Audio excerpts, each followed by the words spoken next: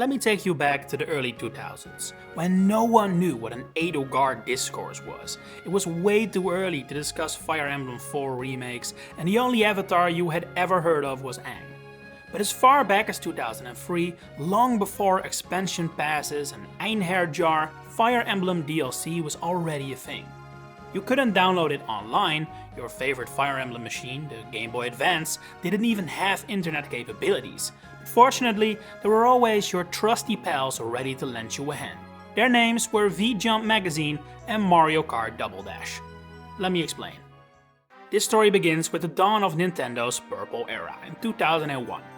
This was the release year of both the Game Boy Advance and the GameCube, introducing a new era of gaming where Fire Emblem was supposed to play a somewhat big role again after skipping out on both the predecessors of these systems.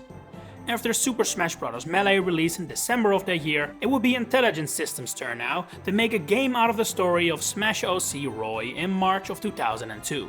This was Fire Emblem Fuin no Tsurugi, at the time often translated as the Sword of Seals, but currently known as the Binding Blade. This game was a moderate success. It outsold the last entry, Phrasia 776, but Fire Emblem was far from the prominent player in its niche that it is today. If anything, it was a legacy title, known for its older hits on the NES and SNES, but that was the 90s. This was the 2000s, and Fire Emblem sales, frankly, were dwindling. It was still relevant enough to get its own manga adaptations, however, with Fire Emblem Hasha no Tsurugi, meaning the Champion Sword, being featured in the well-known V-Jump magazine. This manga initially started as its own side story, using Fire Emblem's usual story beats in 2001, but gradually evolved into a semi-adaptation of the Binding Blade after they're released. It featured original characters, like the three main lords, I guess you could say, El, Tiana and Gant. If you've ever wondered why the Binding Blade features El's blade, Tiana's staff and Gant's lance, that's why. Anyway, while we have no way of knowing how well this manga actually did, and how many people read it at the time, we do know V-Jump had a monthly circulation of about 150,000, which is about similar to the Binding Blade's first week sales.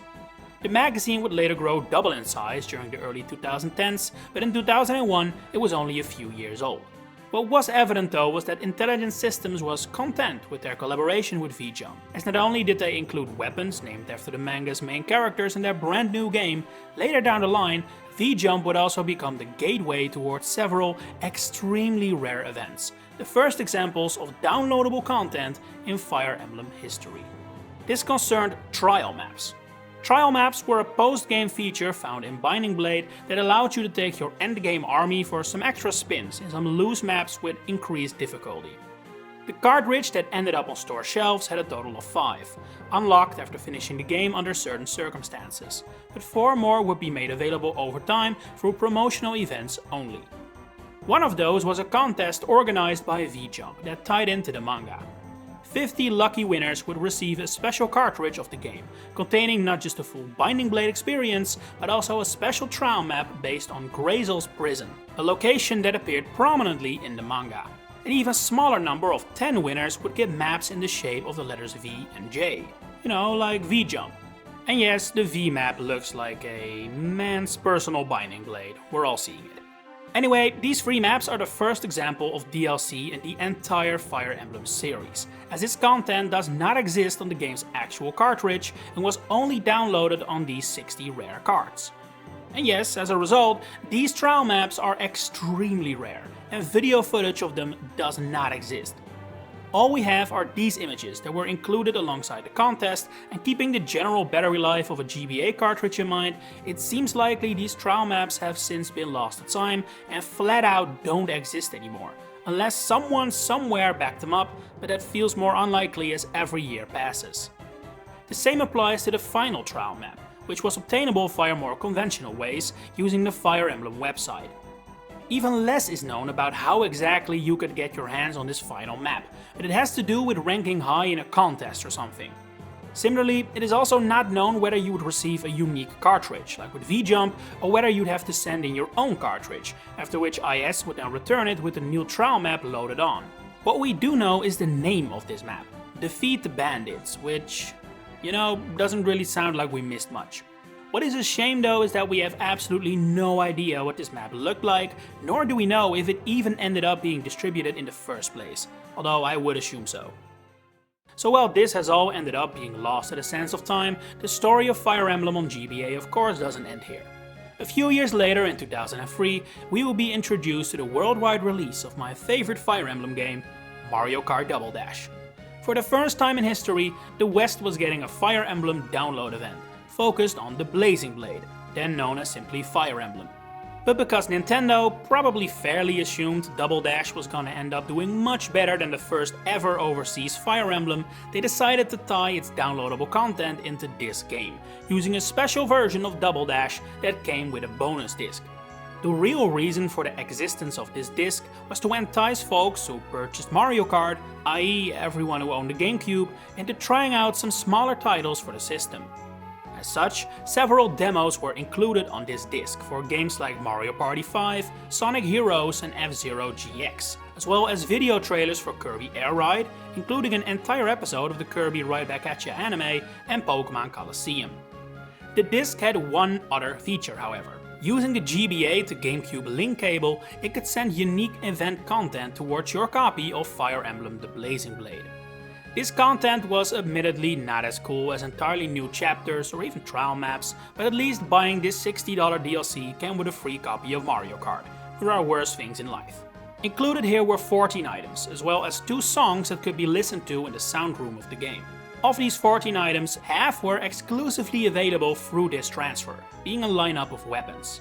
These include the Dragon Axe, an axe that's extra effective against dragon units, which would later become widely available in Sacred Stones, the Wind Sword, which originated in Genealogy of the Holy War and allows sword classes to use wind magic, and 5 more Emblem items, which were all intended to be Mark's personal objects. These are the Emblem Sword, Lance, Bow and Axe, as well as the Emblem Seal, which boosts your accuracy and avoid by 10. The rest of the items are definitely useful as well, but not exclusive to the bonus disc, like another silver card or stat boosters like a body ring or dragon shield. Like mentioned before, there were also the 2 final songs of the soundtrack included here, number 99 and 100. Both originate from past games in the series. Here, take a listen to the first of the 2, Legend of the Dragon God.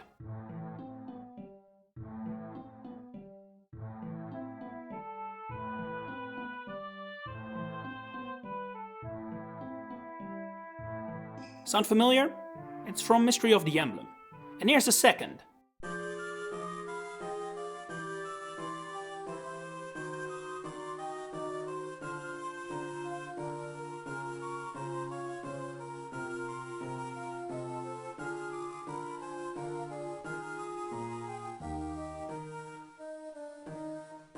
This is Royal Palace of Celeza, which first appeared in Genealogy of the Holy War. You know, 2 games that to this day have not been released in the West. So I'm sure kids in 2003 were thrilled to hear these deep cuts coming from their GBAs. In hindsight, the coolest and frankly most insane part of this whole thing is the screen you saw when you linked Double Dash and Blazing Blade.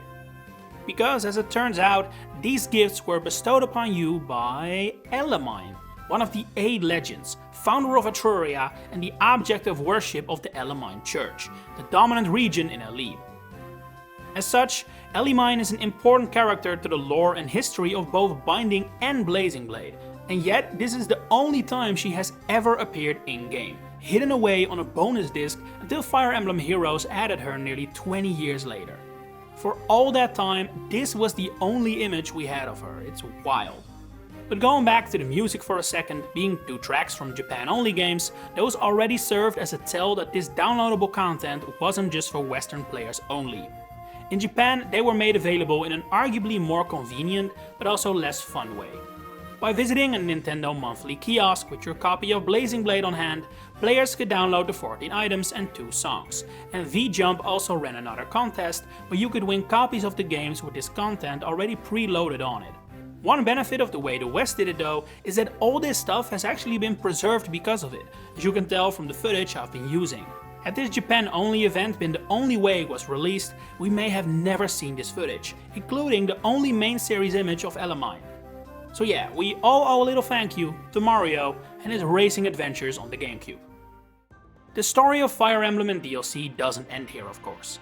The Sacred Stones would feature another run of Japan-exclusive physical events in 2004, via kiosks set up at Jump Festa, an anime expo in Tokyo.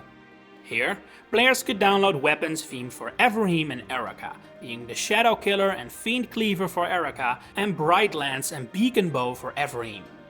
All these items are not only quite strong and have a low weapon rank, they're also extra effective against monsters, which Sacred Stones is swarming with, obviously.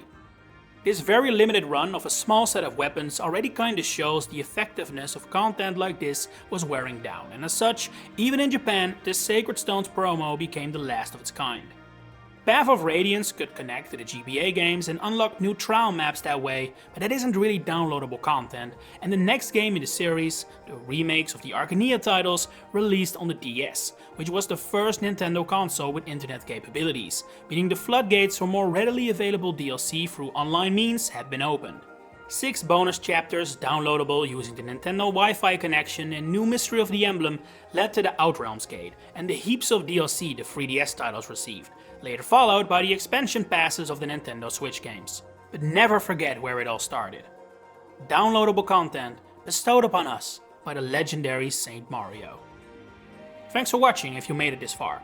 If you enjoyed this video, please consider giving it a like and subscribe to the channel to stay updated on all my future Fire Emblem content coming up.